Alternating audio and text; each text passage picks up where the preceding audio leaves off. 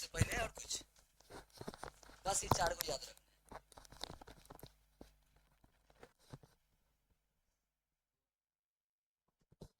Objectively क्या करना है पता है?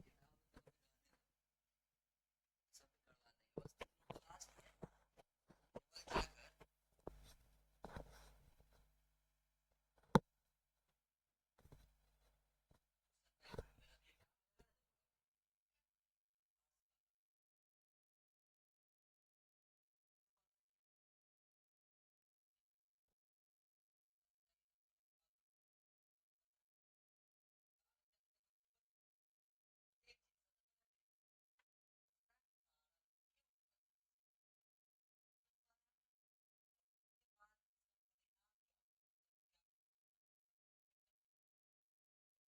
पढ़ा कि नहीं, ये सारी चीजें इसमें समझाई जाती हैं। आप एक पॉइंट बना लेना एग्जाम में,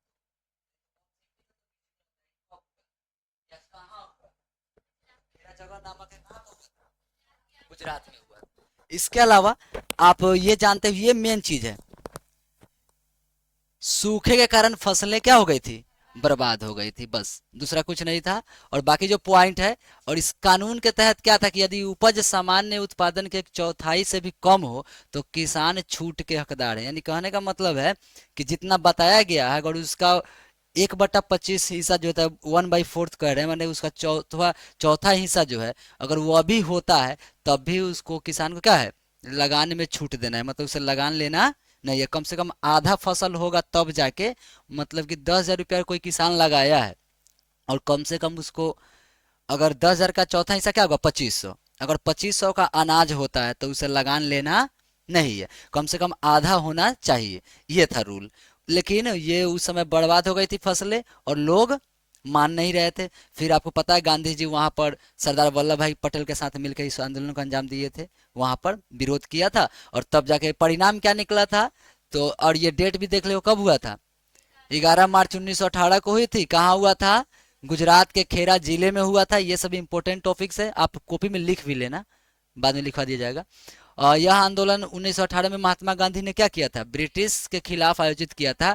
खेरा सत्याग्रह एक से कुछ खास बातें हैं, जैसे अगर 5 नंबर में पूछ देते क्या लिखेंगे, यह किसानों का आंदोलन था।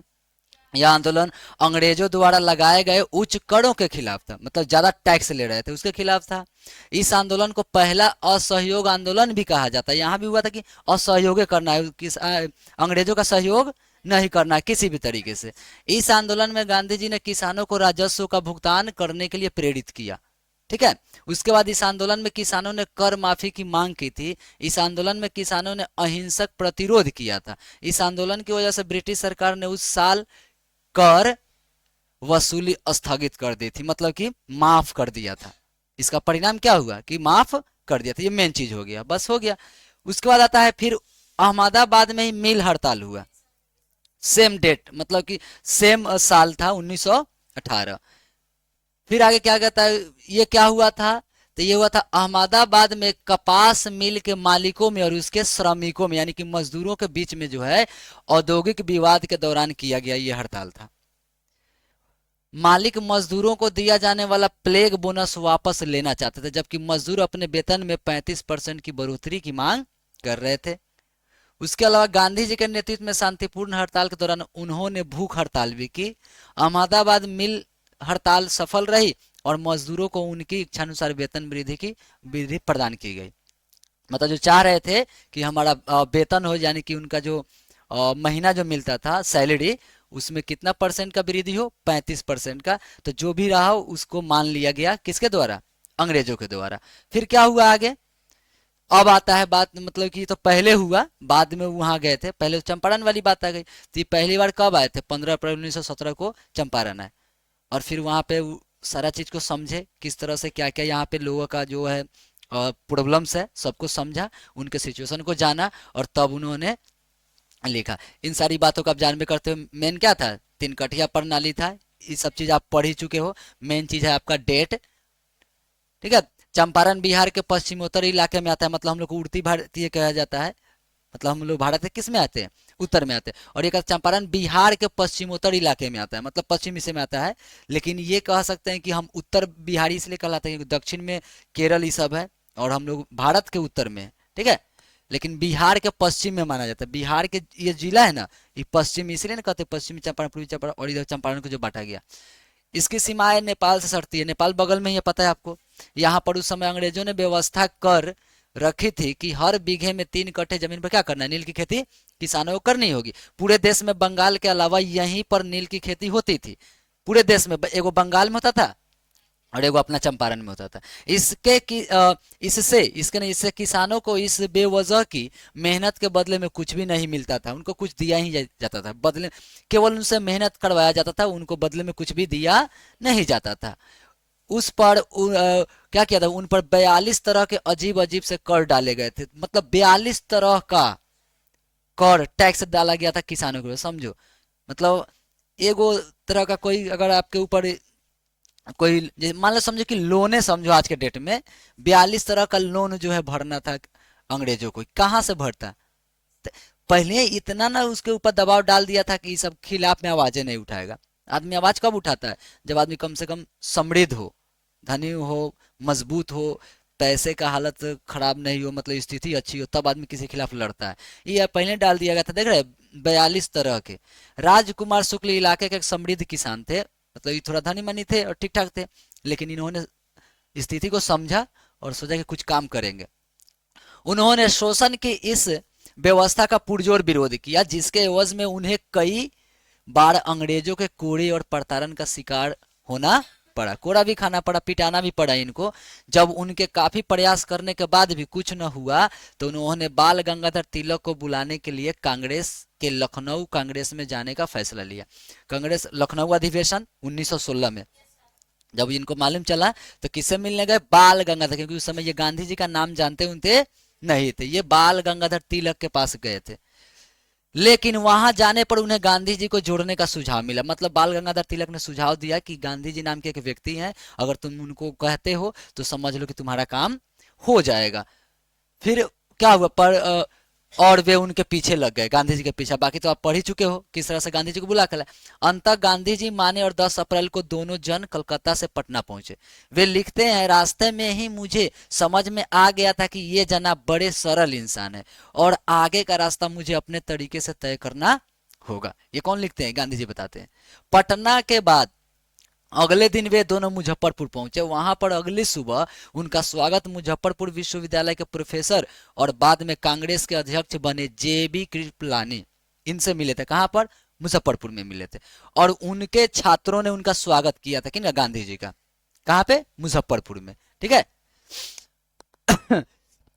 शुक्ल जी यहाँ गांधी जी को छोड़कर चंपारण का रुख किए। शुक्ल जी का कुछ देर गांधी जी को अभी छोड़ देते हैं, हम चंपारण चलते थे, व्यवस्था कर ले। अब मालूम चले कि इनवाइट कर दिए और स्वागत के लिए कोई हो ही नहीं, तो गांधी जी ऐसे गुस्सा जाएंगे। और गांधी जी तो भाई उनके लिए उस समय बड़ा इंपॉर्टेंट था, वह एक एक मिनट को बड़े ही मतलब कि सिलसिलेवार ढंग से या रूटीन के हिसाब से उसको फॉलो करते थे। एक एक मिनट बर्बाद नहीं करते थे अपना समय, ताकि उनके वहां जाने से पहले सारी तैयारियां पूरी की जा सके। मुजफ्फरपुर में ही गांधी जी से राजेंद्र प्रसाद की पहली मुलाकात हुई थी। किनसे हुई थी, राजेंद्र प्रसाद से। कारण क्या था कि गांधी जी खुद एक बैरिस्टर थे और राजेंद्र प्रसाद भी वकालत की पढ़ाई किए थे। तो उन्होंने कहा कि जितने भी वकील टाइप के जो लोग हैं उन सबका एक मीटिंग किया जाता। उसमें कौन आए थे, राजेंद्र प्रसाद भी आए थे। यहीं पर उन्होंने राज्य के कई बड़े वकीलों और सामाजिक कार्यकर्ताओं के सहयोग से आगे की रणनीति तय की। गांधी जी तो ऐसे कोई काम करते नहीं थे, उनको पता था कि आगे हमको क्या करना है, तो कुछ लोग का मीटिंग करना पड़ेगा ना, कुछ लोग सपोर्ट में होंगे, जानकारी मिलेगी तब ना। तो ये सब काम किए। इसके बाद कमिश्नर की अनुमति न मिलने पर भी महात्मा गांधी ने 15 अप्रैल को चंपारण की धरती पर अपना पहला कदम रखा। उस समय जो चंपारण का जो कमिश्नर था ना, समझो जैसे आज की डेट में कोई डीएम जिला का मालिक होता है, बिना उसके आदेश के मतलब कि प्राइम मिनिस्टर भी नहीं आ सकता। एक डीएम जो होता है उसका पावर बहुत, मतलब प्राइम मिनिस्टर को भी उस जिला में भाषण देने के लिए उसका क्या करना पड़ेगा, अनुमति लेना पड़ेगा। ये समझ गया था उस समय जो कमिश्नर था, वो महात्मा गांधी क्या किया, मना कर रहा था कि अनुमति नहीं दिया, लेकिन फिर भी गांधी जी क्या किए, चंपारण की धरती पर 15 अप्रैल को पहुंचे, अपना पहला कदम रखा। यहाँ उन्हें राजकुमार शुक्ल जैसे कई किसानों का भरपूर सहयोग मिला। पीड़ित किसानों के बयानों को कलमबद्ध किया गया, मतलब लिखा गया डायरी में, बिना कांग्रेस का प्रत्यक्ष साथ लिए हुए यह लड़ाई अहिंसक तरीके से लड़ी गई, माने कोई हिंसा नहीं किया, कोई मारकाट नहीं किया गया, शांतिपूर्ण ढंग से इस लड़ाई को लड़ा गया। इसकी वहां के अखबारों में भरपूर चर्चा हुई, जिससे आंदोलन को जनता का खूब साथ मिला। इसका परिणाम यह हुआ कि अंग्रेजी सरकार को झुकना पड़ा और इस तरह पिछले 135 सालों से चली आ रही नील की खेती धीरे धीरे बंद हो गई। बताओ कितने दिन चल रही थी? 135 साल। पिछले 100 मतलब लगभग लोगों के 2 पूर्वज उसी में चले गए होंगे, समझो कि तीसरा पीढ़ी भी उसमें गया होगा ना। साथ ही नीलहे किसानों का शोषण भी हमेशा के लिए खत्म हो गया। अब ये सब परिणाम हुआ, आप पॉइंट बनाओगे चंपारण सत्याग्रह के परिणाम, फिर डैश दे के नीचे से नंबरिंग देके 1 नंबर 2 नंबर चाहे एबीसीडी करके, या ऐसे भी लिख सकते हो कि आखिर क्या क्या परिणाम हुए। तो जो उसका परिणाम यह हुआ चंपारण सत्याग्रह की, जो पिछले 135 सालों से जो नील की खेती करते आ रहे थे किसान, उनसे उनको छुटकारा मिल गया। इसके साथ ही उनका शोषण भी समाप्त हो गया। और भी जो भी चीजें, चंपारण किसान आंदोलन देश की आजादी के संघर्ष का मजबूत प्रतीक बन गया था। सबसे पहला गांधी जी का लड़ाई था। इससे पहले कब हुआ था? 1857 में, ठीक है। हाँ, उस समय, उसके बाद से दूसरा ये आंदोलन अभी हुआ कब? चंपारण में 1917 में। लगभग कितना साल के बाद? मतलब 57 उधर समझ लो 47 साल, नहीं 43 साल, और इधर फिर 17 साल, मतलब 43 और 17 कितना? 60। लगभग 60 वर्ष के बाद इस तरह की लड़ाई हुई थी। फिर आगे क्या कहता है, और इस पूरे आंदोलन के पीछे एक पतला दुबला किसान था जिसकी जिद ने गांधी जी को चंपारण आने के लिए मजबूर कर दिया था। किसकी बात कर रहे हैं? राजकुमार शुक्ल की बात कर रहे हैं।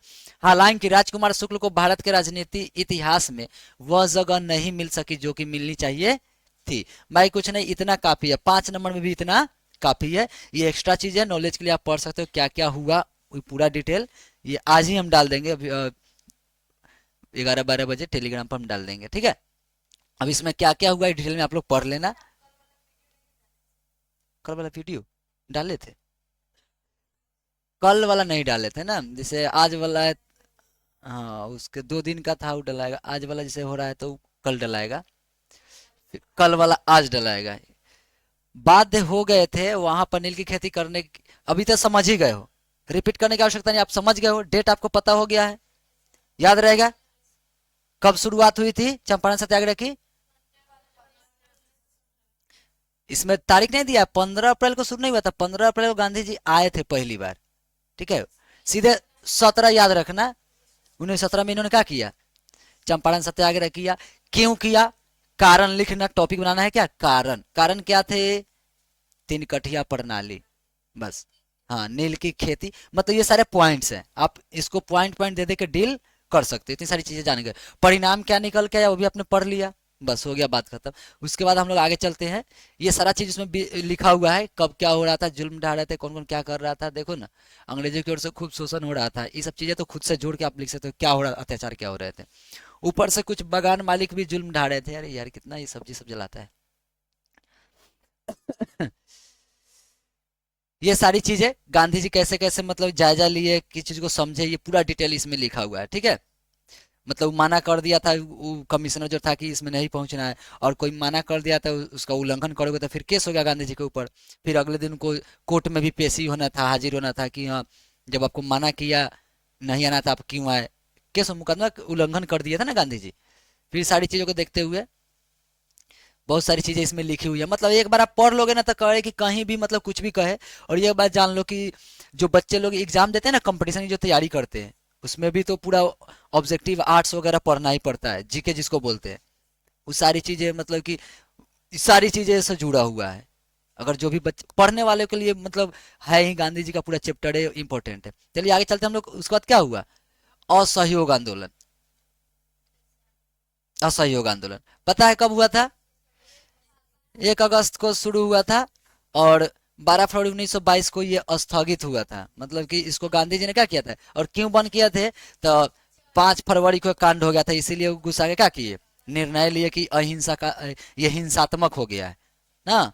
और फिर इन्होंने, और फिर इसकी शुरुआत क्यों हुई थी, तो एक तरह का यह भी रीजन था जालियांवाला बाग के खिलाफ में, उसके अलावा रॉलट एक्ट कानून के खिलाफ में ये सब जो हो रहा था, उसके अलावा बहुत सारी चीजें थी जिसको लेकर इन्होंने क्या किया, असहयोग आंदोलन की शुरुआत की। देखो इसके में दिया, अब इसको पढ़ेंगे हम लोग, क्योंकि तो पढ़े नहीं है ना। असहयोग आंदोलन 1 अगस्त 1920 औपचारिक रूप से शुरू हुआ था और बाद में आंदोलन का प्रस्ताव कांग्रेस के कलकत्ता अधिवेशन में 4 सितंबर 1920 को प्रस्ताव पारित हुआ, जिसके बाद कांग्रेस ने इसे अपना औपचारिक आंदोलन स्वीकृत कर लिया। मतलब कि ये पहले शुरू में औपचारिक रूप से लिया गया, मतलब कोई इतने शोर शराबा नहीं था। खुद गांधी जी को विश्वास नहीं था कि इस आंदोलन में इतने सारे लोग जुड़ेंगे और इतना व्यापक आंदोलन होगा, लेकिन बाद में क्या हुआ कि बहुत सारे लोग इसमें जुड़े, लोगों में एक विश्वास बन गया कि नहीं, कोई है व्यक्ति, जैसे कि जो उन्होंने चंपारण में जो किया ऐसा पहली बार, जो कब से चला रहा था, 135 साल से चला रहा था, और उसके खिलाफ आज तक कोई आवाज नहीं उठा रहा था, लेकिन जब गांधी जी ने वो सब खत्म करवा दिया तो लोगों में एक विश्वास जगा कि नहीं, ऐसा कोई व्यक्ति है जो हमें इन गुलामी से क्या हमें मुक्ति दिला सकता है। तो उन सबने क्या किया, सबने मिलके जो है इनका सपोर्ट किया। कब, असहयोग आंदोलन वाला में, कि नौकरी छोड़ दो, उनका सहयोग नहीं करो, उनके कपड़े खरीदो, उनके कपड़े मत खरीदो, अपना कपड़ा खुद का बनाओ, या उनका कोई भी सामान है वो यूज ना करो, उनका कोई भी जॉब नहीं करो, किसी भी तरह का उनका सहयोग नहीं करना है। ये हो गया। तो और आपको मालूम है कि चूंकि जो मेन उस समय देश की जो सत्ता है एक पार्टी के द्वारा चलाया जा रहा था, क्या नाम था उस पार्टी का, कांग्रेस पार्टी। इसकी स्थापना कब हुई थी, 1885 में। और याद रखिएगा 3 गो मेन चीज था उस समय, 3 गो। एक तो 1906 में जो बना मुस्लिम लीग, ठीक है। अब मुस्लिम लीग तो वो भी एक पार्टी बना, 1906 में बना था। 1906 में कौन सी पार्टी बनी थी, मुस्लिम लीग।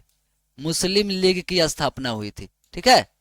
और फिर एक हुआ था 1915 में हिंदू महासभा की स्थापना, हिंदू महासभा।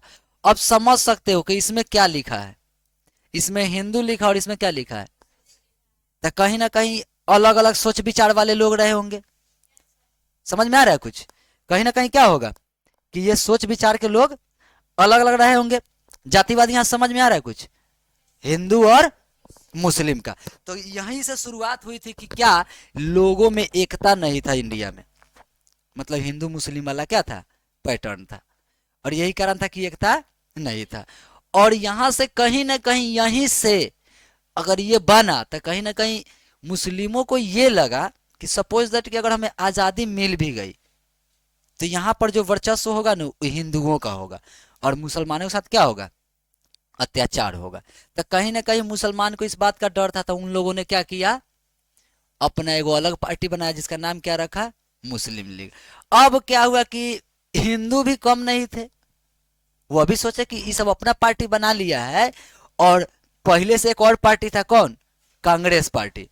लेकिन कुछ हिंदू लोगों को ऐसा लगा कि कांग्रेस पार्टी जो है ना वो मुस्लिमों का ज्यादा सपोर्ट करती है, तो हम लोग को अपना एगो बनाना चाहिए हिंदू वाला।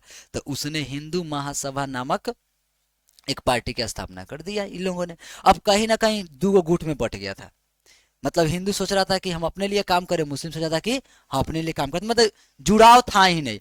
अगर हिंदू किसी चीज का विरोध करते थे तो मुसलमान कहता था जाने दे, हम लोग को उससे मतलब नहीं है, मतलब मुसलमान साथ नहीं देते थे। अगर मुसलमान किसी चीज का विरोध करते थे, हिंदू वाले कहते थे ये कि जाने दो हमारा काम नहीं है, वो सब समझे। अभी भी होता है, उस समय इसी कारण यही कारण था कि आजादी जल्दी नहीं मिल पाया, न तो अगर एक साथ होकर लड़े रहते तो बहुत पहले आजादी मिल गई होती। अब क्या हुआ कि यही कारण था कि आपको मालूम होना चाहिए कि 1918 में एगो तो 2 गो चीज पढ़ लिए हम लोग, खेड़ा सत्याग्रह मिल मजदूर वाला, एक और क्या, खिलाफत आंदोलन। कौन सा, और आप इसके बारे में बताए थे ना, ये मुस्लिमों का आंदोलन था मेन रूप से, क्योंकि तुर्की में जो एगो धार्मिक, जो मुस्लिम धार्मिक व्यक्ति होता है जिसको खलीफा कहते हैं, उसको एक पोस्ट दिया गया था, लेकिन अंग्रेजों ने क्या किया था, उस पोस्ट को खत्म कर दिया कि इसका फालतू का काम है, ये सब कुछ करता उरता नहीं है, ये सब ढोंग ढकोसला है। तो उस पोस्ट को हटा दिया, खलीफा का पोस्ट हटा दिया। इससे सारे मुस्लिम क्या हो गए, नाराज हो गए। तो हाँ, तो आंदोलन कर रहे थे जिसमें हिंदू साथ नहीं दे रहे थे, क्योंकि बोल रहे थे कि भाई ये तो मुस्लिमों का काम है, हम लोग का में से कौन मतलब नहीं। लेकिन गांधी जी यहीं पे बोले कि जब तक एक नहीं होंगे, ये मत सोचो कि केवल मुस्लिमों की लड़ाई है, बल्कि समझो कि ये पूरे भारत की लड़ाई है और आपको आज़ादी पाना है तो एक साथ आना पड़ेगा। तो ये सारे लोग यहीं से कहीं ना कहीं थोड़ा सा हिंदू मुस्लिम एकता पर यहीं से बल दिया गया। तो फिर असहयोग आंदोलन की जब शुरुआत हुई तो चलिए अब उसके बारे में पढ़ते कि हुआ क्या क्या। तो कांग्रेस ने फिर इसको अपना पूरा मान लिया कि चलिए ये सारे देश की लड़ाई होगी, हम सब कोई मिलकर क्या करेंगे, इस आंदोलन में गांधी जी का सपोर्ट करेंगे। कांग्रेस ने इसे अपना औपचारिक आंदोलन स्वीकृत कर लिया। जो लोग भारत से उपनिवेशवाद को समाप्त करना चाहते थे उनसे आग्रह किया गया कि वे स्कूलों, कॉलेजों और न्यायालय न जाए, तथा इसमें नितिन सिन्हा भी शामिल थे। एक व्यक्ति भी थे, ये भी जो थे नितिन सिन्हा ये भी मतलब कि इन लोगों के द्वारा बताया कि स्कूल, कॉलेज मतलब किसी जगह कोर्ट कचहरी न्यायालय जो भी हो उस सब में जॉब उब नहीं करना। जब कोनो जॉबे नहीं करेगा तो अंग्रेज अपने परेशान हो क्या होगा, भाग जाएगा। अंग्रेजों का कर न चुका है, कोई टैक्स नहीं देगा। संक्षेप में सभी को अंग्रेजी सरकार के साथ सभी ऐच्छिक संबंधों के परित्याग करने को कहा गया। मतलब कहा गया कि जो भी अंग्रेजों के साथ तुम्हारा जो संबंध है, जो भी मतलब कि बॉन्ड बनाया गया कि तुमको इतना दिन काम करना है, ये करना है, उस सबको क्या करना है, त्याग कर देना। गांधी जी ने कहा कि यदि असहयोग का ठीक ढंग से पालन किया जाए तो भारत 1 वर्ष के भीतर स्वराज प्राप्त कर लेगा। मतलब कि खुद आजादी उसको मिल जाएगी अगर असहयोग आंदोलन पर सही से काम किया गया तो। लेकिन ये अभी भी पूरे भारत के लोग उतना जागरूक हुए नहीं थे। कहीं ना कहीं क्षेत्रवादी तरीके से कुछ लोग अपने बारे में सोच रहे थे, कुछ लोग आजादी में जुड़े हुए थे। अगर सारे लोग मिल रहे थे तो उसी समय क्या होती, आजादी मिल गई होती। अपने संघर्ष का और विस्तार करते उन्होंने खिलाफत आंदोलन के साथ हाथ मिला लिए। जो हाल ही में तुर्की शासक कमाल, इस नाम नहीं पूछता ना, अतातुर्क द्वारा समाप्त किए गए सर्व इस्लामवाद के प्रतीक खलीफा की पुनर्स्थापना की मांग कर रहा था। मैंने कहा था कि जो पोस्ट था खलीफा का, जो पोस्ट है उसको फिर से लाओ, ये रहेगा, ये धार्मिक चीज है, इससे छेड़छाड़ करना नहीं चाहिए। फिर क्या होता है, इसी बीच 4 फरवरी 1922 को गोरखपुर जिले के चौड़ी चौड़ा नामक स्थान पर पुलिस ने जबरन एक जुलूस को रोकना चाहा। इसके फलस्वरूप जनता ने क्रोध में आकर थाने में आग लगा दी, जिसमें एक थानेदार एवं 22 सिपाहियों की मृत्यु हो गई। इस घटना से गांधी जी स्तब्ध रह गए। 12 फरवरी 1922 को बारदोली में हुई कांग्रेस की बैठक में असहयोग आंदोलन क्या किया गया, समाप्त करने का निर्णय लिया गया, स्थगित कर दिया गया, उसको वहीं पर रोक दिया गया, खत्म कर दिया गया। इसके बारे में गांधी जी ने यंग इंडिया में लिखा था, क्या लिखा था, आंदोलन को हिंसक होने से बचाने के लिए मैं हर एक अपमान, हर एक यातनापूर्ण बहिष्कार, यहाँ तक कि मौत भी सहने को तैयार हूँ। अब गांधी जी ने रचनात्मक कार्यों पर जोर दिया। मतलब उन्होंने क्या किया, चूंकि जब उन्होंने असहयोग आंदोलन बंद करने का निर्णय लिया तो गांधी जी का विरोध पूरे इंडिया में हुआ कि इतना अच्छा तो आंदोलन चल रहा था और लोग कह रहे थे कि, हालांकि यही गांधी जी आप पढ़ोगे अभी 1942 वाला, तो जो चीज से ये नफरत करते थे उसी को लास्ट में जाके अपनाए थे, तब आजादी मिली। हाँ, जब मतलब कि ये हिंसा से नफरत करते थे ना, अहिंसक ये प्रेमी थे, ये अहिंसा के पुजारी थे। लेकिन बाद में ये भी समझ गए, ये खुद लिखे हुए हैं अपनी किताब में, अपने आत्मकथा जो है ना उसमें खुद लिखे हुए हैं कि बाद में यो अगुता गए। नहीं होता कि बर्दाश्त की एक सीमा होती है, ये भी बहुत बर्दाश्त किए। लेकिन मतलब कब, जब लगभग बहुत सारी जानें चली गई, बहुत सारी मतलब कि अत्याचार हो गए, तब अगर ये इसी समय मतलब कि इस आंदोलन को नहीं रोके रहते, असहयोग को, और 1 साल और अगर इस पर जैसे हुआ था कांड, बाईसुरा को जला दिया, तो कौन बड़का कांड थोड़े हो गया। देखो कितना लोग को जला दिया गया था। जालियावाला बाग में वो झूठ का न्यूज 400 नहीं, मतलब जालियावाला बाग में हजारों लोग मारे गए थे। उसमें ये दिखाने के लिए कि भारत के लोग क्रोधित ना हो, झूठ मूठ का बता दिया कि 100, 200, 400, 500 ये वाली, हजारों लोग मारे गए थे। और आपको पता होना चाहिए कि जब आगे पढ़ेंगे लोग, जब 42 वाला कांड हुआ था उसमें तो लाखों लोग गिरफ्तार हुए थे, लाखों, और लगभग 60-70 हजार के आसपास भारतीय मारे गए थे, क्योंकि उस समय मार काट ही चल रहा था। जैसे शुरू में था 1857 में, उस समय जितना मार काट हुआ था, अब समझो कि आज के डेट में अगर किसी घर में 1 पर्सन की डेथ हो जाए, कोई एक व्यक्ति मर जाए, तो उसकी घर की हालत कितनी खराब होती है और समझो कि 60-70 हजार आदमी की लाशें पड़ी हो, तो इस सिचुएशन कैसी रही होंगी। तो ऐसी सिचुएशन थी वहां पे। फिर अब गांधी जी क्या किए, रचनात्मक कार्य में लग गए। चूंकि इस आंदोलन के बाद उनको गिरफ्तार भी कर लिया गया, वो तो चले गए थे कहाँ, जेल में। 6 साल की सजा हो गई थी, लेकिन तबीयत खराब हो जाने के कारण उनको क्या किया गया, 1924 में रिहा कर दिया गया। कि अंग्रेज ने सोचा कि ऐसे भी दूल्हा पतला आदमी है, बूढ़ा तो हो ही गया है, और कहीं मर उड़ गया तो पूरा भारत का लोग जो है जिंदा खा जाएगा हम लोगों को, इसलिए डरे क्या किया, छोड़ दिया। क्योंकि गांधी जी के सपोर्टर बहुत थे, उनको कुछ होता था सब लोग छोड़ता नहीं। तो यहाँ से और इसी आंदोलन के कारण इनको चूंकि यातना भी सहना पड़ा, अपमान भी सहना पड़ा, लेकिन इन्होंने सीधे साफ तौर पर कह दिया कि मुझे जो सहना पड़े, यहाँ तक कि मुझे अपनी जान भी देनी पड़े तो मैं दे दूंगा, लेकिन मैं हिंसक रास्ते को नहीं सपोर्ट करता हूँ। मतलब हिंसक रास्ते को नहीं अपनाऊंगा, मारकाट वाला रास्ता नहीं अपनाएंगे। लेकिन जाके 1942 में ये भी समझ गए थे कि अब मैं कोई भगवान तो इंसान तो हूँ नहीं कि अमर हूँ, एक दिन मुझे ही मर ही जाना है। अब सोचे थे कि इनको भी लगा था कि कहीं अब आज़ादी नहीं मिला तो मेरे मरने के बाद तो मिलेगा ही नहीं। गांधी जी को ऐसा महसूस हुआ था, इसीलिए लास्ट में वो कहे कि अब जो है मतलब कि कुछ करना ही पड़ेगा, तो सीधे कह दिए करो या मरो 1942 में। आगे हम लोग पढ़ेंगे, लेकिन अभी क्या पढ़ेंगे हम लोग, सविनय अवज्ञा आंदोलन 12 मार्च 1930 को इसकी शुरुआत हुई थी। और इसका कारण किस लिए हुआ, नमक कानून तोड़ने के लिए इसका। हाँ, दांडी यात्रा इसको, उसके अलावा इसको और भी नामों से जाना जाता है। दांडी मार्च के भी नाम से जानते हैं, दांडी यात्रा के नाम से जानते हैं, नमक सत्याग्रह के नाम से भी इसको जानते हैं। फिर ये कहाँ पर हुआ था, ये जगह है वही दांडी नामक जगह है, ठीक है। हाँ, चलिए अब इसके बारे में पढ़ते हैं तो हम लोग। कहता है यह भी एक ऐतिहासिक तथ्य है कि सविनय अवज्ञा आंदोलन की शुरुआत 12 मार्च 1930 को दांडी मार्च के माध्यम से हुई थी, जब महात्मा गांधी ने ब्रिटिश कानूनों की अवहेलना करते हुए नमक उत्पादन के लिए साबरमती आश्रम से दांडी तक की यात्रा की की थी। ब्रिटिश सरकार ने दमनात्मक कार्रवाई की, गांधी सहित हजारों प्रदर्शनकारियों को गिरफ्तार किया गया और आंदोलन को दबाने के लिए बल का प्रयोग किया गया, मतलब सुरक्षा बल, सिपाही, पुलिस फोर्स जो भी लगाया गया। हालांकि विरोध की तीव्रता ने अंग्रेजों को भारतीय नेताओं के साथ बातचीत करने के लिए मजबूर किया। मतलब कि कहा कि अंग्रेज सब सोचा कि हल्के में ले लिया ना, कितने का डंटा उंटा का डर दिखाएंगे और लाठी चार्ज करेंगे, सब भाग जाएगा। लेकिन इतना नहीं व्यापक रूप था कि उस सबको वार्ता करने पर क्या किया, मजबूर कर दिया। तो आपको मालूम है कि वही होता था गोलमेज सम्मेलन, पहले का विफल हो गया था, फिर दूसरा हुआ इसी के समय, और एक इरविन नाम का व्यक्ति था, और जो गांधी जी और इरविन में समझौता हुआ, आपस में सहमति बनी कुछ बातों पर। इस आंदोलन ने लोगों की राजनीति चेतना को बढ़ाया। गांधी इरविन समझौते के माध्यम से राजनीतिक कारावास को समाप्त किया और अंग्रेजों को भारतीय शर्तों पर चर्चा करने के लिए गोलमेज सम्मेलन बुलाने के लिए मजबूर किया।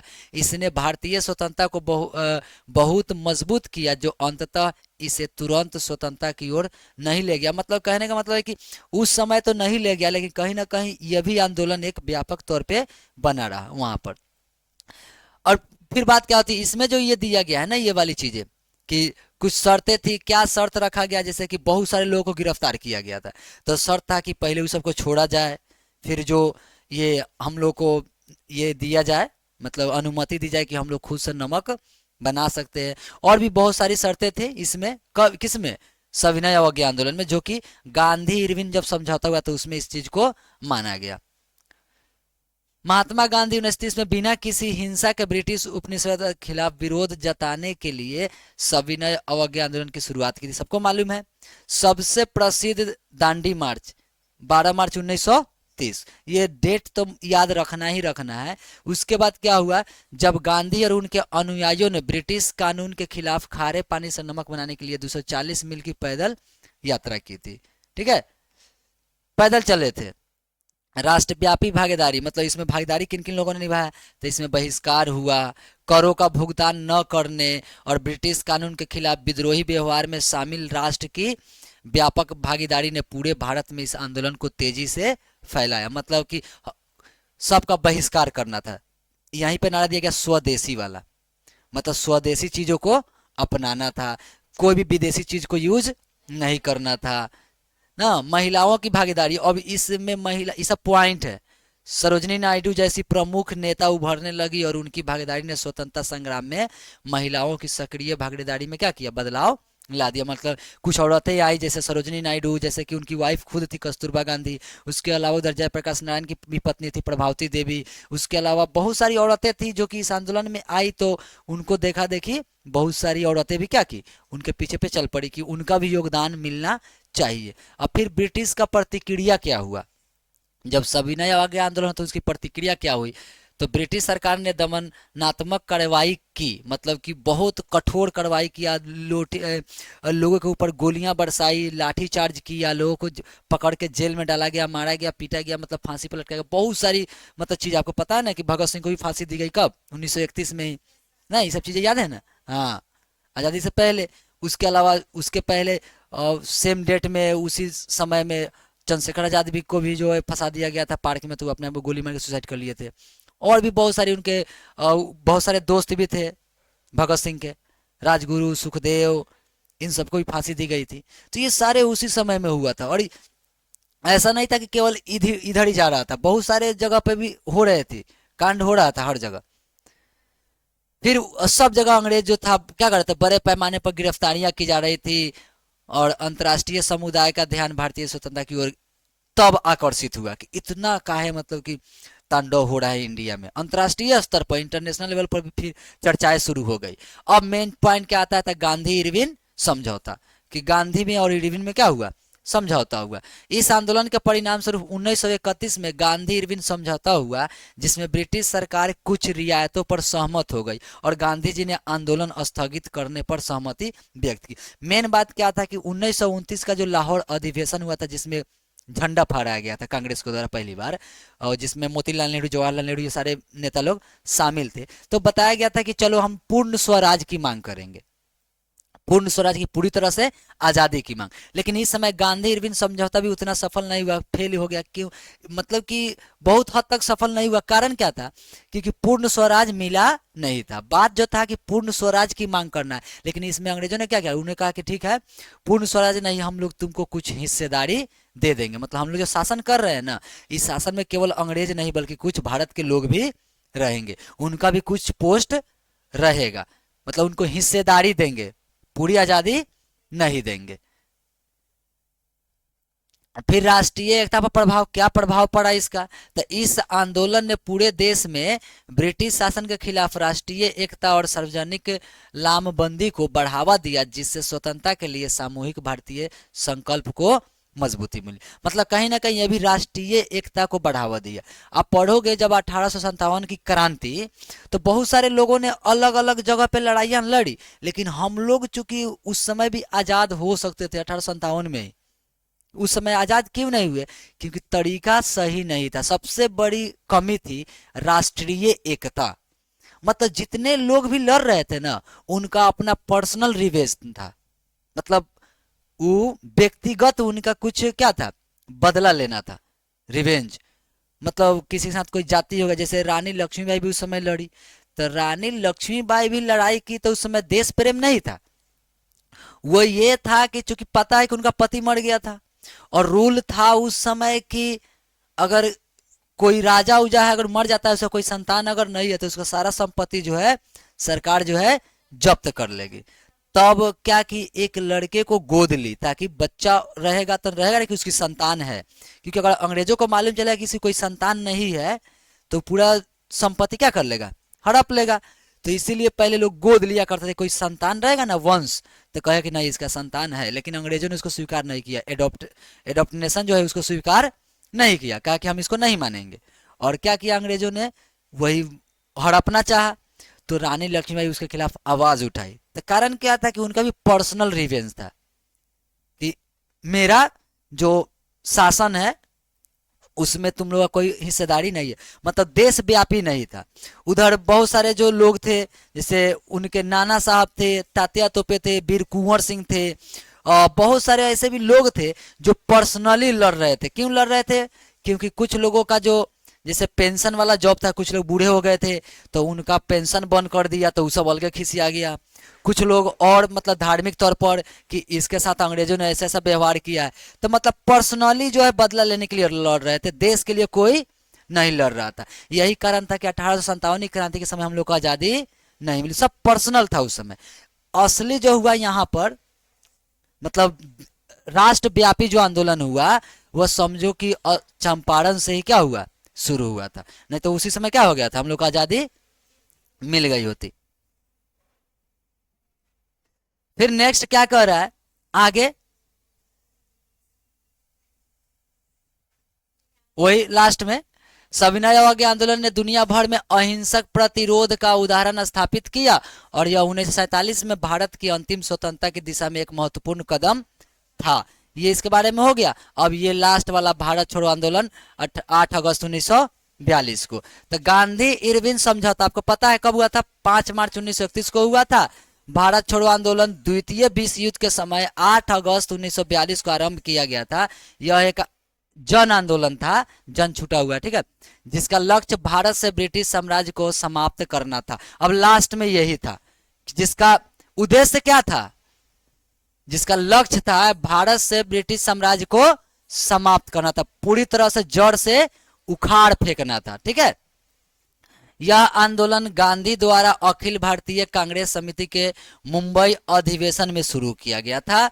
यह भारतीय स्वतंत्रता संग्राम के दौरान विश्व विख्यात काकोरी कांड से ठीक 17 साल बाद 8 अगस्त 1942 को गांधी जी के आह्वान पर समूचे देश में एक साथ आरंभ किया गया था। काकोरी कांड आपको पता है कब हुआ था, 1925 में हुआ था। काकोरी एक जगह है, इसमें हुआ क्या था, जैसे कि ये 1925 में हुआ था काकोरी कांड।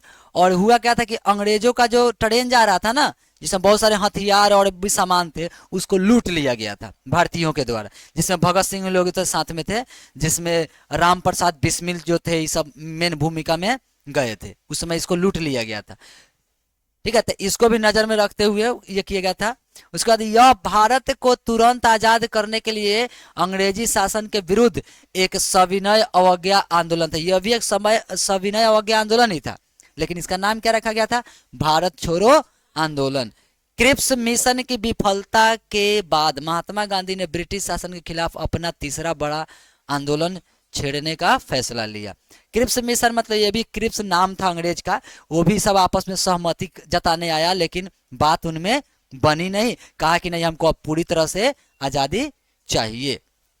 शासन के खिलाफ अपना तीसरा बड़ा आंदोलन ये लिया। 8 अगस्त 1942 की शाम को मुंबई में अखिल भारतीय कांग्रेस कमेटी के बंबई सत्र में अंग्रेजों भारत छोड़ो का नाम दिया गया था। हालांकि गांधी जी को फौरन गिरफ्तार कर लिया गया था उसी समय, लेकिन इतना व्यापक था कि देश भर के युवा कार्यकर्ता हड़तालों और तोड़फोड़ की कार्रवाइयों के जरिए आंदोलन चलाते रहे। शुरू शुरू में क्या होता था कि मान लो हम लीडर है, मान लो कि चलो इस संस्था को हम चला रहे हैं कोचिंग को, लेकिन हम आगे का कोई प्लान नहीं किया। सपोज दैट हो कि मेरा एक्सीडेंट हो जाए, मेरी तबीयत खराब हो जाए, या मैं कहीं चला जाऊं, तो फिर क्लास कैसे चलेगा।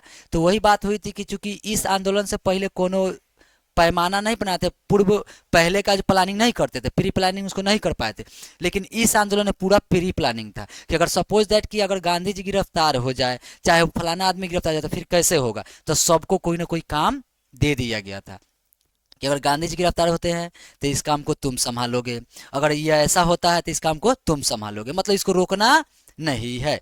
अब कांड तो वही बात है कि ये सब पूरा प्री प्लानिंग था, मतलब पहले से प्लान हो गया था। ये प्लान जो है 1857 में नहीं हुआ था, लोग ऐसे ही लड़ने चल दिए थे, ठीक है। बहुत मार काटू समय भी हुआ था, लेकिन अब ये वाला जो था ना पूरा प्री प्लान था, मैंने पहले से प्लानिंग कर दिया गया था कि अगर कोई गिरफ्तार होता है या क्या क्या होता है तो किस किस को उसके बाद जो है मोर्चे को संभालना है, इसकी तैयारी करके लोग गए थे। कांग्रेस में जयप्रकाश नारायण जैसे समाजवादी सदस्य भूमिगत प्रतिरोधी गतिविधियों में सबसे ज्यादा सक्रिय था। आपको पता है जयप्रकाश नारायण, इनका भी आपको पढ़ना है हिंदी वाले में, संपूर्ण क्रांति, ठीक है। और ये बिहार के थे, ये भी बहुत बड़े नेता थे, और आपको मालूम चलेगा आगे चल के पश्चिम में सतारा और पूर्व में मेदिनीपुर जैसे कई जिलों में स्वतंत्र सरकार प्रति सरकार की स्थापना कर दी गई थी। अंग्रेजों ने आंदोलन के प्रति काफी सख्त रवैया अपनाया, फिर भी इस विद्रोह को दबाने में सरकार को साल भर से ज्यादा समय लग गया। लेकिन फिर भी इतना ज्यादा समय लग गया कि वो लोग इसको दबा नहीं पाया, क्योंकि सबसे बड़ा कारण क्या था? द्वितीय विश्व युद्ध। आपको मालूम है कब से कब चल रहा था? 1939 से 45 तक चला, और 1939 में वो भी चल रहा था तो अंग्रेज सब उधर फंसा हुआ था। अब गांधी जी को मौका मिल गया था, क्योंकि प्रथम विश्व युद्ध हुआ था, कब हुआ था? 1914 से 18 तक हुआ था। तो प्रथम विश्व युद्ध में अंग्रेजों ने क्या किया कि भारतीयों से वादा किया था कि तुम लोग मेरा सपोर्ट करो, क्योंकि उसकी लड़ाई जर्मनी वालों से हो रही थी, इंग्लैंड वालों से। तो कहा कि मेरा सपोर्ट करो तुम लोग, हम तुमको आज़ादी दे देंगे। लेकिन जब प्रथम विश्व युद्ध समाप्त हुआ तो अंग्रेज अपने जुबान से क्या हो गए? मुकर गए। तो वो भी कारण था कि गांधी जी फिर असहयोग आंदोलन की शुरुआत कर दिए थे। फिर 42 वाला में अब तो चूंकि सब भारत के सारे लोगों को पता था कि इसका साथ देना अब नहीं है, तो 1939 में द्वितीय विश्व युद्ध जब हुआ ना, तो बहुत बड़ा एक मौका था। मौका क्या था कि एक तो अंग्रेज सब लड़ रहे थे जर्मनी वालों से, हिटलर आ गया था ना, हिटलर जर्मनी की शुरुआत उसने कर दी, जर्मनी का जो आंदोलन था उसने कर दिया था। और फिर आपको मालूम है कि इधर में गांधी जी ने अब मौका का फायदा उठाया, कहा कि भाई ये अंग्रेज दोनों तरफ से तो लड़ नहीं पाएगा, तो हम लोग भी क्या करें? विरोध कर दे। और जब अंग्रेज तभी तक जीतते जब भारत उनका सपोर्ट करता, तो नाम मात्र का था, कोई सपोर्ट नहीं किया द्वितीय विश्व युद्ध में, सीधे हम लोग भी क्या कर दिए? विरोध कर दिए। अब यहाँ पे कुछ तथ्य है जो कि ऑब्जेक्टिव टाइप में आता है, और भी किताबों का भी मतलब सब कुछ हम करा देंगे, टेंशन नहीं लेना, किताब नहीं खरीदो अभी। भारत छोड़ो नारा यूसुफ मेहर अली ने दिया था। अगर ये पूछ दे कि भारत छोड़ो, क्योंकि कुछ लोग को क्या लगता है कि भारत छोड़ो आंदोलन है तो गांधी जी का है, तो गांधी जी देंगे। किसने दिया था? यूसुफ मेहर अली ने दिया था। जो यूसुफ मेहर अली भारतीय स्वतंत्रता संघर्ष के अग्रणी नेताओं में से एक थे।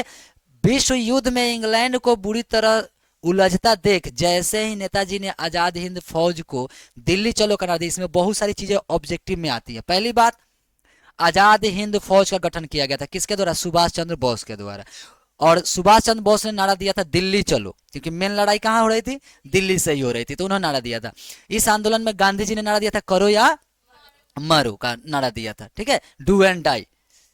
ये सारी चीजें पूछता है कि ऑब्जेक्टिव टाइप में करे। गांधी जी ने मौके की नजाकत को भांपते हुए 8 अगस्त 1942, हिंदी में लिखा हुआ है, ये 4 है, ठीक है, 8 नहीं समझ लेना इसको।